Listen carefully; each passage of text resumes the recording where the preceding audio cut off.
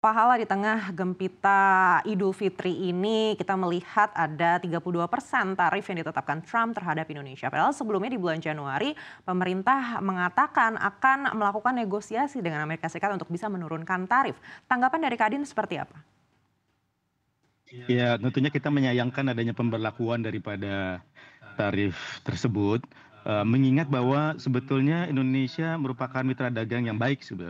karena pertama tentunya kita memproduksi barang-barang dan juga komoditas yang, komplementari sifatnya dengan Amerika Serikat. Yang kedua, sebetulnya kalau kita lihat Indonesia merupakan negara kalau dilihat dari sisi, defisit perdagangan antara Amerika Serikat dengan negara-negara lainnya tidak terlalu besar. Jadi, ranking kita sebetulnya dibandingkan dengan negara-negara itu ranking 15. Yang ketiga,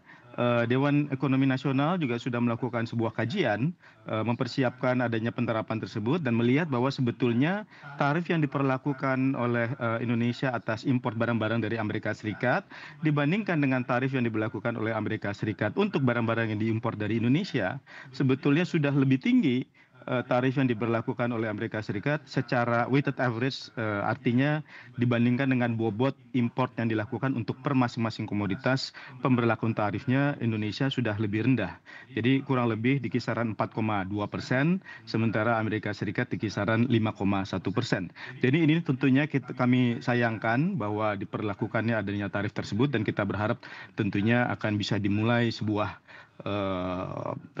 negosiasi ataupun juga diskusi mengenai kenapa perhitungan mengenai, tarif yang sebesar 64% yang, menurut, informasi yang diperoleh bahwa tarif tersebut yang diberlakukan untuk produk Amerika Serikat, padahal menurut kajian-kajian ada tentunya, tarif tersebut jauh lebih rendah dari hal tersebut. Jadi perlu ditanyakan ulang sebetulnya, penetapan 64% yang diklaim oleh Amerika Serikat tersebut itu dasarnya seperti apa. Baik, mungkin sebagai gambaran untuk pemirsa yang ada di rumah, sebesar apa dampaknya untuk ekspor kita apabila ternyata ada pemberlakuan 32% ini? Ya tentunya Amerika Serikat merupakan salah satu mitra dagang utama bagi Indonesia dan juga mitra investasi yang, penting bagi Indonesia. Jadi kalau kita lihat rata-rata dalam 5 tahun yang terakhir Amerika Serikat, selalu masuk mungkin dalam urutan ketiga, keempat, mitra dagang yang terbesar bagi Indonesia, dan juga tentunya, total ekspor yang dimiliki oleh Indonesia ke Amerika Serikat pada saat ini adalah sebesar kurang lebih 26 billion US dollar. Jadi tentunya merupakan salah satu mitra dagang yang, penting bagi Indonesia. Tentunya dengan adanya pemberlakuan tarif ini, meskipun sebetulnya pemberlakuan tarif ini juga tentunya bukan hanya berlaku bagi Indonesia, tetapi kalau kita lihat juga beberapa negara-negara tetangga ataupun juga negara-negara yang memiliki, komoditas ataupun mereka juga memproduksi komoditas yang kurang lebih mirip dengan Indonesia, seperti misalnya untuk komoditas seperti tekstil, kemudian alas kaki dan lain sebagainya, itu negara-negara tersebut seperti misalnya Vietnam, Bangladesh juga memperoleh, retaliatory tariff sebesar kurang lebih 46% dan bagi Vietnam dan Bangladesh sebesar 37%. Bagi Indonesia tentunya seperti tadi disampaikan, ada ancaman diberlakukan tarif sebesar 32%. Jadi tentunya, cukup sulit untuk bisa dilihat seperti apa, tetapi kalau kita lihat dari angka tersebut, mungkin pemberlakuan tarif yang diberlakukan bagi Indonesia cukup rendah. Sementara itu tentunya Indonesia juga memiliki potensi dengan jumlah pasar yang cukup besar, sebetulnya bisa melihat kesempatan untuk bisa melihat, komoditas-komoditas apa yang sebetulnya kita bisa diskusikan dengan, Amerika Serikat, untuk bisa memperoleh, trade balance yang lebih baik ke depannya. Langkah konkret apa yang disiapkan Kadin untuk bisa membantu negosiasi dalam waktu dekat?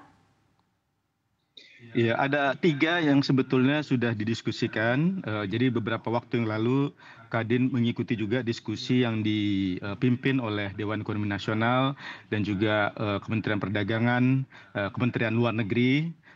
kemudian dari kantor Menko Ekonomi dan juga dari kementerian-kementerian lain termasuk juga dari Kementerian Perindustrian untuk mendiskusikan mengenai 3 hal ke depannya. Yang pertama tentunya untuk bisa menyampaikan kepada pemerintah, Amerika Serikat bahwa sebetulnya, tarif yang selama ini diberlakukan bagi produk-produk Amerika Serikat terhadap, dan dibandingkan dengan besaran daripada tarif yang diberlakukan oleh Amerika Serikat selama ini terhadap produk-produk Indonesia, sebetulnya tarif yang diberlakukan oleh Indonesia sudah lebih rendah dibandingkan dengan tarif yang diberlakukan oleh Amerika Serikat. Yang kedua juga tentunya melihat ulang kira-kira komoditas apa yang sebelumnya mungkin belum kita peroleh dari negara Amerika Serikat, mungkin bisa dibicarakan mengenai kemungkinan untuk bagaimana kita bisa meningkatkan hubungan dagang yang lebih strategis lagi ke depannya. Ada beberapa komoditas yang kemungkinan Indonesia juga tentunya sangat membutuhkan, tetapi selama ini mungkin jumlah import yang diperoleh Indonesia dengan negara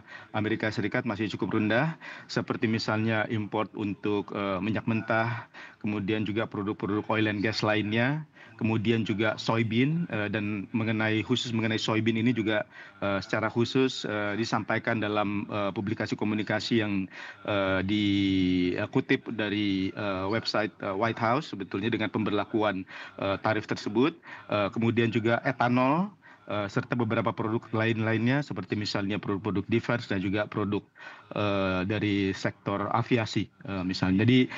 dengan adanya upaya untuk bisa meningkatkan sumber daripada produk komoditas tersebut bisa diperoleh supply chain baru yang sebelumnya diperoleh dari negara-negara lain, mungkin ini lebih membuka kemungkinan bagi Amerika Serikat untuk bisa melihat bahwa Indonesia sebetulnya merupakan mitra dagang yang baik bagi Amerika Serikat.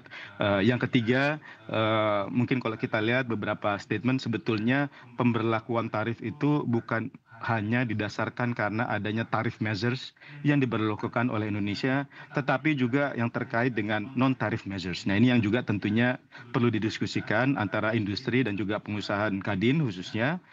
dengan kementerian yang terkait mengenai non-tarif measures tersebut, seperti misalnya pemberlakuan TKDN, kemudian juga impor kuota. Namun tentunya hal ini merupakan kewenangan dari Kementerian Perdagangan dan juga Kementerian Perindustrian, sehingga tentunya juga perlu didiskusikan dengan kementerian-kementerian tersebut. Mungkin 3 hal tersebut. Baik, dengan adanya pergantian dubes Amerika Serikat untuk Indonesia, apakah ini akan mempengaruhi negosiasi? Ya, kita harapkan demikian. Keberadaan dan juga bagaimana kita bisa berkomunikasi dengan pihak dari Amerika Serikat, baik itu dari kementerian-kementerian yang terkait seperti misalnya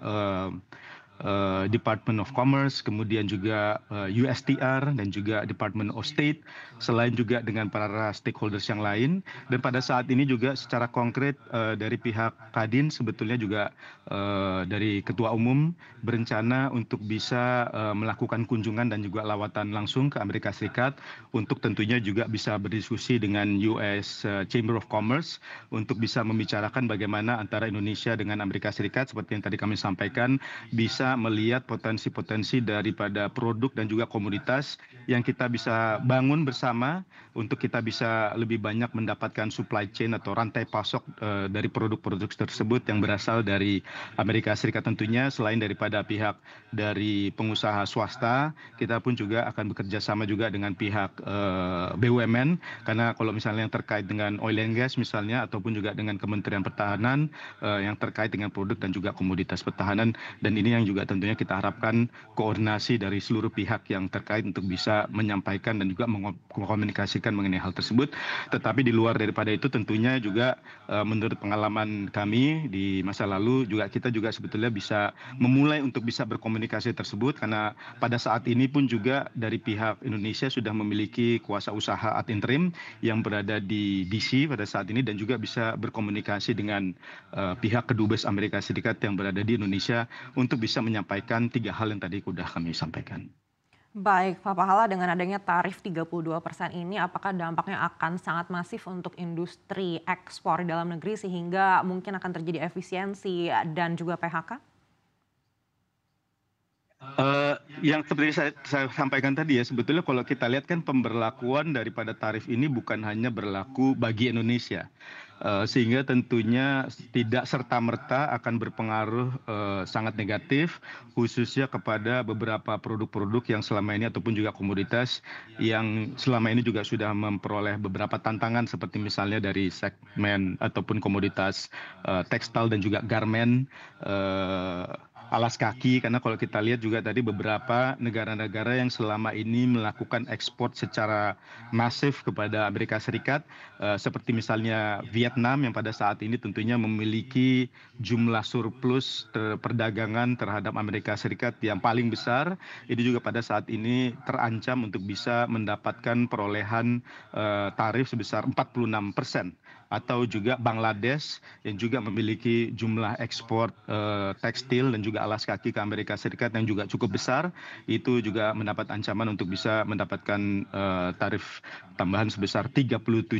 Jadi kalau melihat hal tersebut, kita nggak bisa melihat bahwa ini langsung akan berpengaruh terhadap Indonesia, dan kalau saya lihat mungkin ruang bagi Indonesia untuk bisa bernegosiasi juga tentunya cukup besar. Mengingat bahwa yang pertama dari sisi jumlah surplus yang dimiliki Indonesia memang termasuk cukup rendah, yaitu hanya berada di dalam ranking yang 15. Yang kedua, kita juga bisa berupaya untuk bisa melihat komoditas dan juga produk apa yang sebetulnya kita bisa mendorong untuk bisa mendapatkan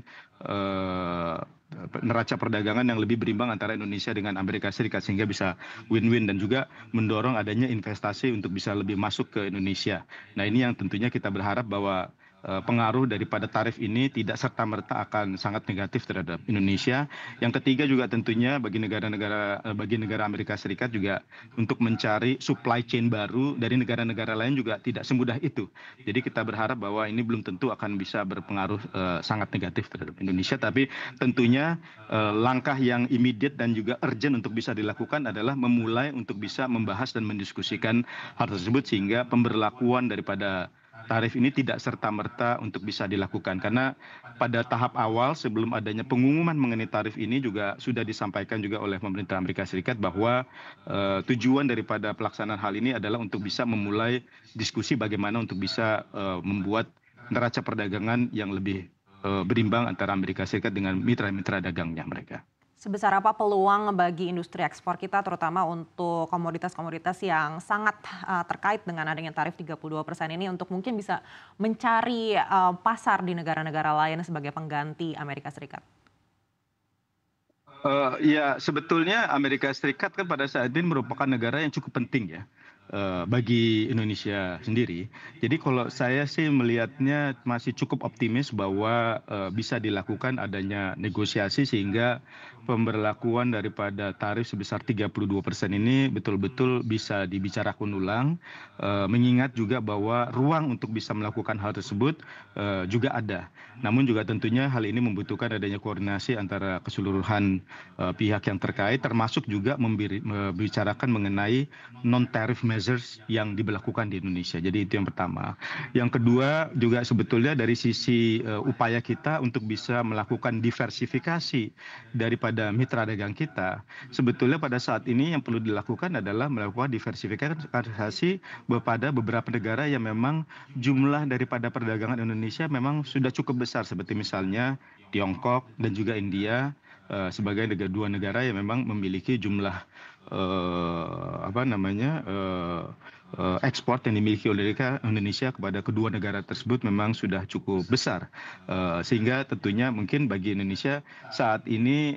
ada dua kawasan yang tentunya akan cukup potensial bagi Indonesia untuk bisa melakukan diversifikasi tersebut.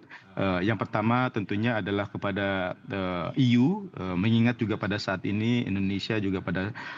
tahapan finalisasi negosiasi mengenai Comprehensive Economic Partnership Agreement antara Indonesia dengan EU, dan juga dengan adanya pemberlakuan daripada tarif tersebut dan juga kondisi